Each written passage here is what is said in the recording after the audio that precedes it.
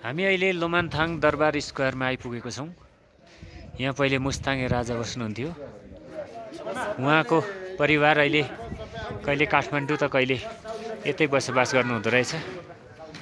निकै आश्चर्यजनक भवन, सबै प्राकृतिक रूपमा ढुङ्गा, माटो र काठबाट निर्मित, हेर्दै अनौठो लाग्ने एउटा पुरातात्विक सम्पदा अन्नपूर्ण संरक्षण क्षेत्र आयोजनाले हेर्दो रहेछ। राष्ट्रिय प्रकृति संरक्षण कोषसँग सम्बन्धित रहेछ। यहाँ सामुदायिक स्वास्थ्य शाखा भवन पनि रहेछ। त्यस्तै मुस्ताङ हुलाक कार्यालय पनि यो भवनमा अवस्थित रहेछ। अहिले हामी यो अवलोकन गर्ने क्रममा छौँ। निकै अनौठो दृश्य हामी अनुभूत गरिराखेको छौँ। मौसम पनि राम्रै खुलेको छ।